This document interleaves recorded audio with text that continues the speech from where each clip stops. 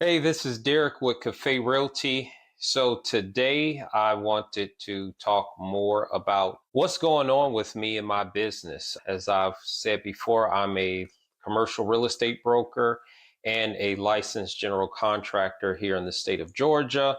My real estate brokerage is called CAFFE Realty. We are an investor plus commercial focused brokerage.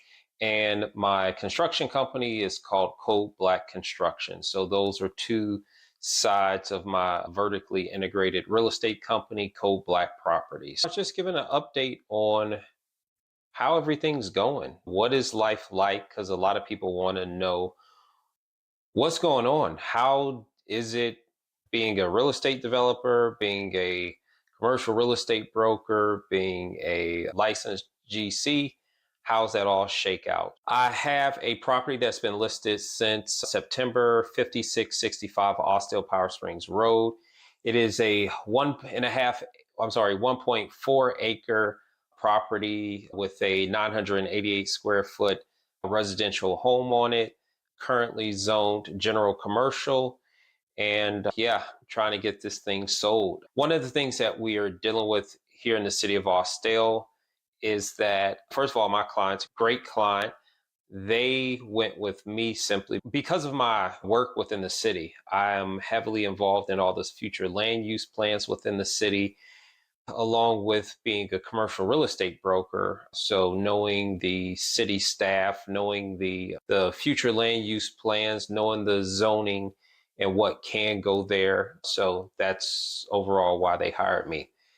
Some of the things that we've been dealing with, as far as I guess I call them challenges with the property, is that a lot of the people, their vision for the city is tied to what the city has been.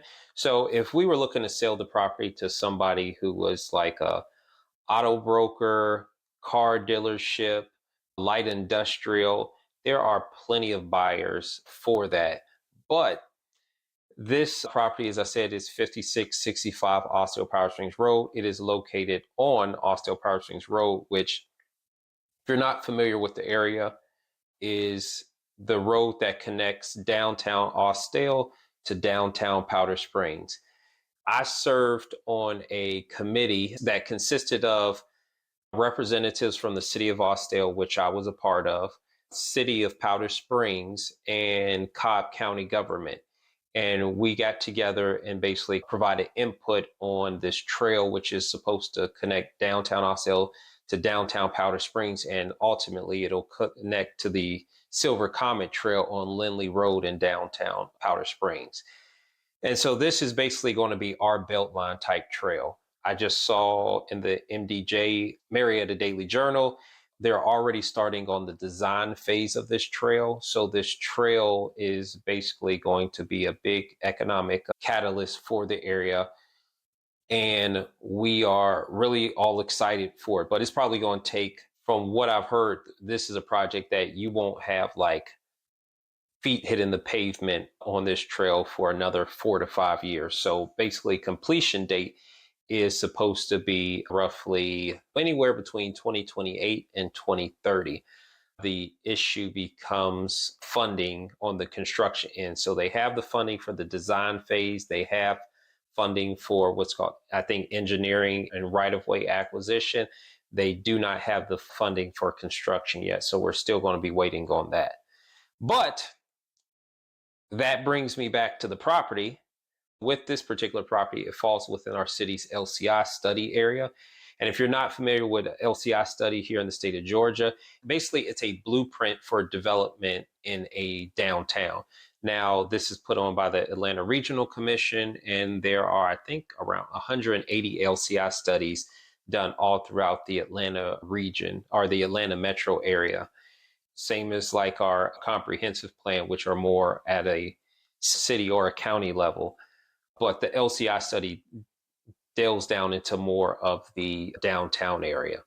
Because this property is right across the street from where this like Beltline type trail is going to be, the city wants uses that are compatible with having a Beltline type trail. Now, the city of Austell for a long time has been known as a more industrial hub. In 2020, they got brand new administration who is for growth and development of the city. And when that administration came in, for many people, that's 2020 is not that far away. It's only 5 years away, basically beginning of the pandemic. We got a new administration. Of course, we also had the pandemic.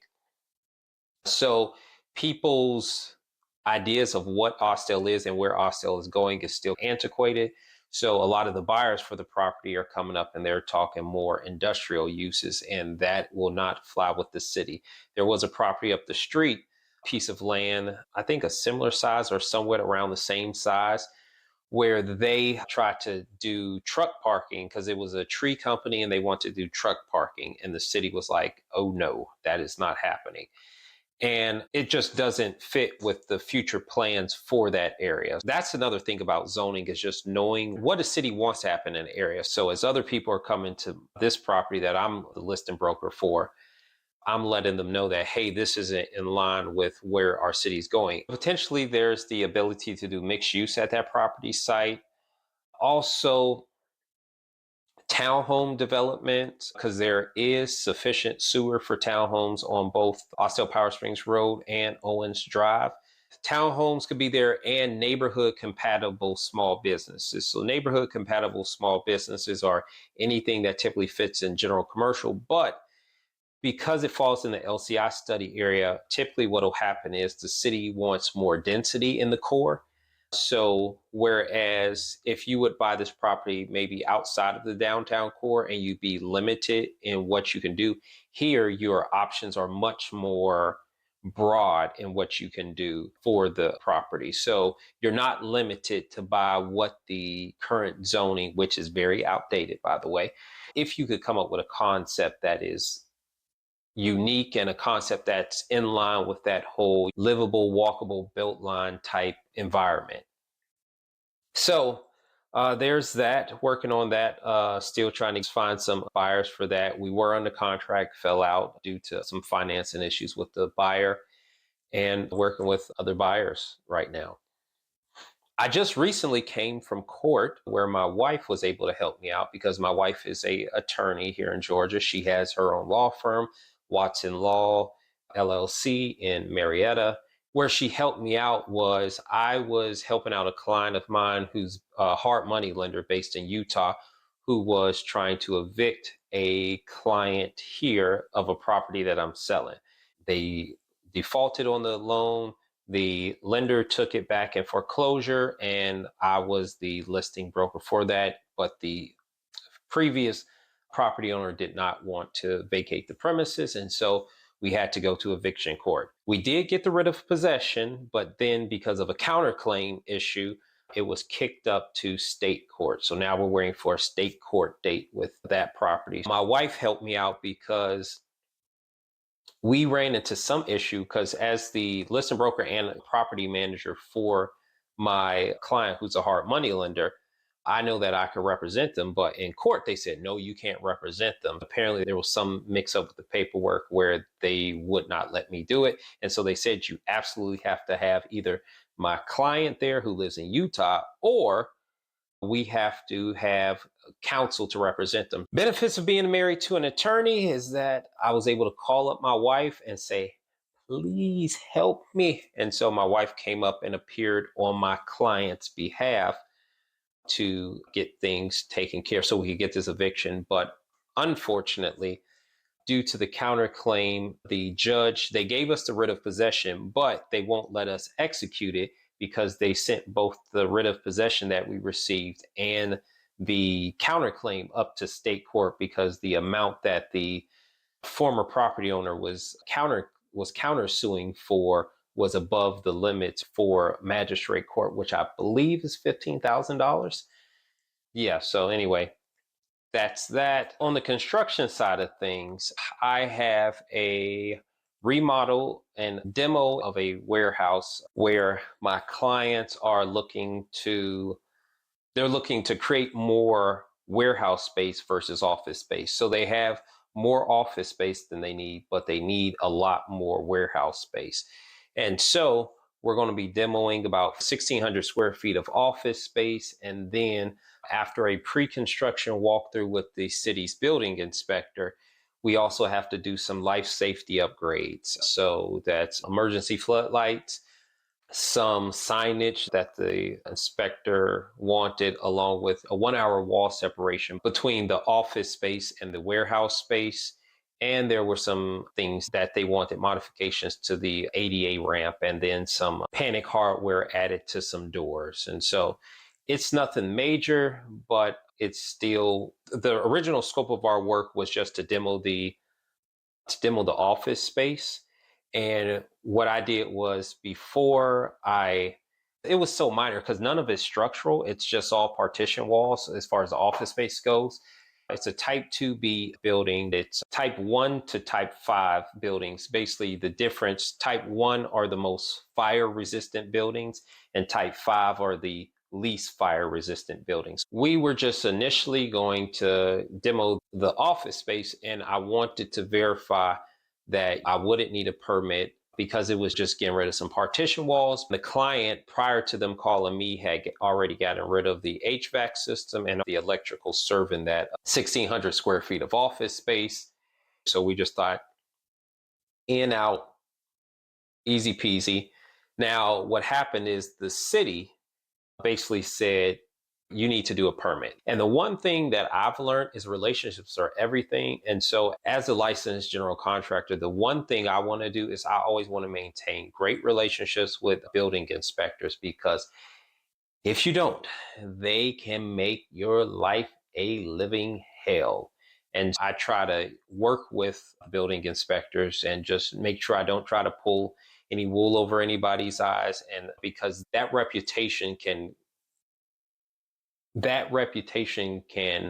provide, whether good or bad, can compound for you over the years and either wind up with you being in great positions or having just fighting an uphill battle on each project. And so for me, I'd rather do the work up front for easiness later on. So pulled the permit, thought it would take 24 hours.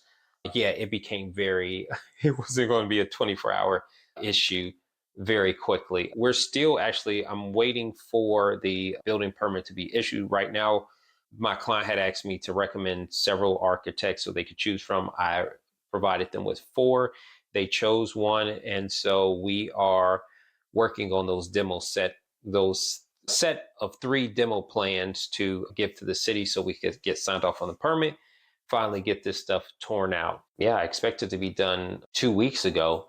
Now we probably have another week and a half until we have the plans from the architect to submit to the city. Then hopefully we could get the building permit within 24, 48 hours, and then we can start work on things. Sometimes things just take time. But the one thing I don't want is that stop work order, because if they think you're trying to get something over on them, they will scrutinize your work even more, and it can be an absolute nightmare. So I'd rather just be upfront, be very forthright to begin with, and then it helps out on the back end of things. So that's just my personal approach. I know there's plenty of people, because I talked to some people who was like, yeah, man, you should have probably just got this done with over the weekend. And I'm like, yeah, I could have done that. And I thought about that. But really, it's not worth the relationship that I built up here in any area to try to get one past an inspector, especially since I'm a licensed general contractor. And the great thing about this client is that they are also looking to buy another warehouse. There is an opportunity for me to work with them in multiple capacities and basically be a full service for them, to help them to renovate their existing structure to meet their needs, but also to help them purchase additional warehouse space. And then once they purchase it, to then help them to renovate that space too. For me, it allows me to serve my clients in more than one way.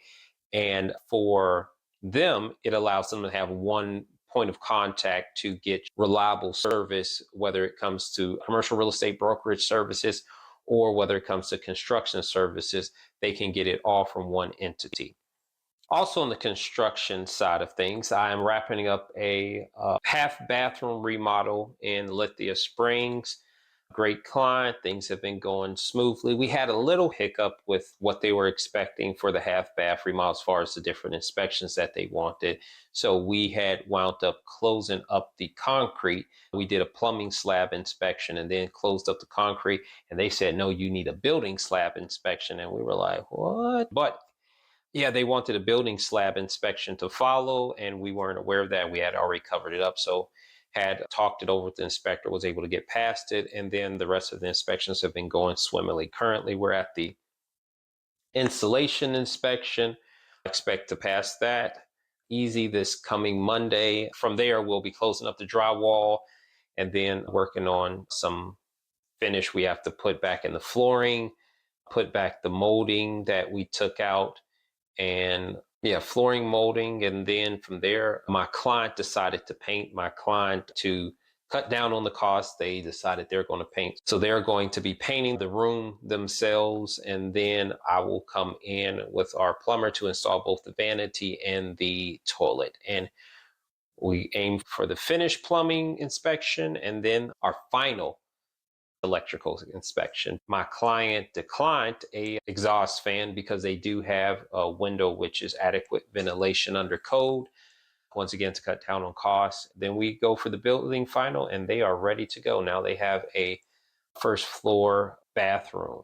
And a couple of my clients so far have actually been looking for what I call aging in place accommodations, which is basically they have a first floor where a kitchen may be and a den and things of that nature, but they do not have a bedroom or a bathroom or a sufficient bathroom. And they have elderly parents or they are getting elderly themselves. And so they're trying to modify their home so they could stay there longer or modify to bring in family members. And so that's a trend that I've been seeing take place where many more people are looking for aging in place accommodations to their existing homes. Outside of that, we are rocking and rolling. I opened my brokerage, CAFFE Realty, in December of 2023. And I have not brought on any agents as of yet because I didn't just want to bring on people. I wanted to be more strategic. When I bring people on, I really want to be able to train them and to help them to succeed in the industry.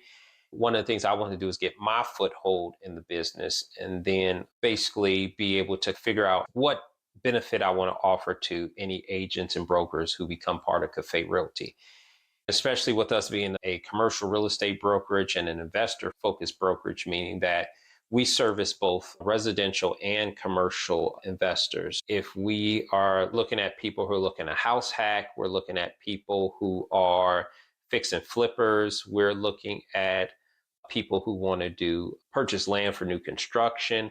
We're also looking for people who are buying their first or ninth, 10th, 20th commercial investment property, whether it's multifamily, whether it's storage units, whether it's industrial warehouse or flex space, whether it's a hotel or a motel conversion.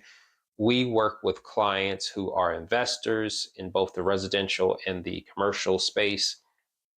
So I want to be able to offer our clients something. And so recently what I've run into is where I have so many things going on. I'm handling things with one building permit and making sure the existing properties I have for sale are moving forward. We're contacting leads. I'm finally at a point where I'm looking to bring on 1 to 2 agents this year. I know I'll probably have to go through some because it's going to be a learning experience on both the agent side who's coming on and my side as a real estate broker.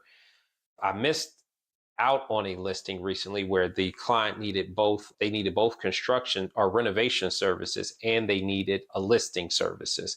And I just, because of everything I'm doing and just trying to make sure that my current clients are being taken care of, I didn't have time to make it to them in a timely manner. So by the time I was able to make it out, they had just signed a listing agreement with another real estate brokerage the day prior. With that, I realized that I could be missing out on money by not bringing other agents and brokers on. Versus me trying to handle everything and trying to handle all the leads that I have coming in, I said, okay, let me find somebody, train them, and build a competitive advantage around what our company offers, which is both the real estate brokerage services, the commercial real estate brokerage services, along with the construction services that we offer. And also, speaking of just leads coming in, both on the real estate brokerage side and the construction side, one of the things I'm noticing with the construction side of things is either I'm going to want to niche down my business, because construction is such a large scale and there's many niches within construction. And a lot of the jobs that I come in are so varied that one of the things I'm realizing is I don't have a problem with these varied leads coming in, but you have to be able to estimate in a way to guarantee that you can complete the job and that you'll have profit from it. As a general contractor, I have to make sure that I'm running a profitable endeavor, because if one of my subs messes things up, I have to, as the general contractor, I have to be able to warranty the repair of anything that my subcontractors messes up. So I have to make sure that I am building that potential into any estimates that I'm doing. And what's happening is more leads are coming in faster than I could kick out the estimate. One of the things I'm trying to do is find a estimating service that will help me to better kick out the estimates to my clients, because it's a numbers game. Sales is numbers in general. So if you think you're going to get every single person who comes to me for a lead, not everybody's going to be my client. There's one lady who came to me and she just, as cheap as possible, as cheap as possible, as cheap as possible, as cheap as possible. And that's okay. But also, I have to maintain a certain level of quality. And I have to maintain the fact that if this lady calls me back for a warranty, I have to be able to deliver and provide for that warranty claim. So for me, it's about making profit, but also I'm not trying to charge people too much, but I'm definitely not trying to go out of business and do work for free.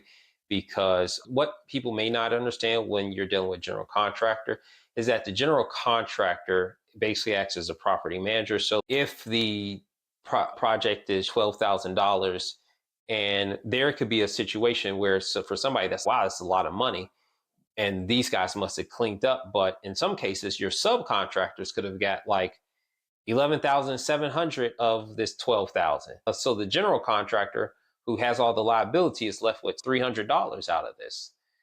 And that's assuming that there is no warranty issues that come out of this. I just have to make sure that I am providing enough profit. So estimation services is something that I'm working on right now. Just trying to find several companies that can help out with that, and talking to a couple of my buddies who are in the industry to try to get some better ideas on how to get better at the estimating side of things, so we could kick out estimates to clients much faster. And so then we could secure more actual contracts with clients. That's what's going on. There's probably more that I'm not thinking about, but that should be enough for a nice size video. Once again, my name's Derek CAFFE with CAFFE Realty. I am a licensed commercial real estate broker here in Georgia, the Atlanta Metro to be more specifically, and I'm also a licensed general contractor with Code Black Construction. Feel free to reach me online at cafferealty.com, or you could go to codeblackconstruction.com if you're looking for construction services. I always forget this. I don't know why I always forget it. Don't forget to like, comment, and subscribe if you want to hear more about real estate investing, hear more about construction services, being a general contractor, or just hear about how business is going. Because my big project right now is I'm working on a potential mixed-use development in downtown Austell. I already own the land, just looking to get the entitlement done so we can get forward with building this thing and turning this downtown into one of the coolest downtowns in all of Cobb County. Yeah, that's it for this video. I will see you on the next video. Like, comment, subscribe. Talk to you later. Bye.